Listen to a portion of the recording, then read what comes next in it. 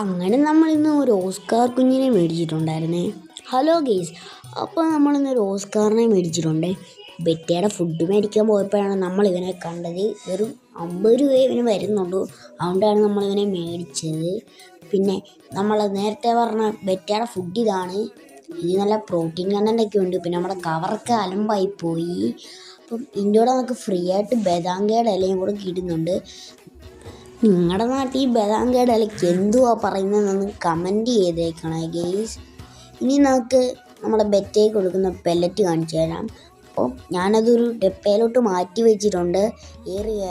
ഏറിയേറിയ പൂപ്പലടിക്കും, അതുകൊണ്ടാണ്. പിന്നെ നമ്മുടെ ഫീമെയിലെ നമ്മൾ കുറേ അടുത്ത് തപ്പിയെങ്കിലും നമ്മുടെ ഫീമെയിലിനെ കിട്ടിയിട്ടില്ലായിരുന്നേ. അപ്പം ഫീമെയിലെ കിട്ടുവാണെങ്കിൽ അതിൻ്റെ വീട് ഉടനെ വരും. പിന്നെ നമ്മുടെ ഓസ്കാറിന് എന്തുവാ ഫുഡ് കൊടുക്കുന്നതെന്ന് കൂടെ നിങ്ങൾ കമൻറ്റ് ചെയ്തേക്കണേ. ഇനി നമ്മൾ എൻ്റെ ഒരു ആഗ്രഹത്തിന് ഒരു ശൃംബിനെയും കൂടെ വാങ്ങിക്കാമെന്ന് വിചാരിച്ചു. അപ്പോൾ അതിൻ്റെ വീഡിയോ ഇനിയും വരുന്നതായിരിക്കും. അപ്പോൾ എല്ലാവരും സബ്സ്ക്രൈബ് ചെയ്യണേ.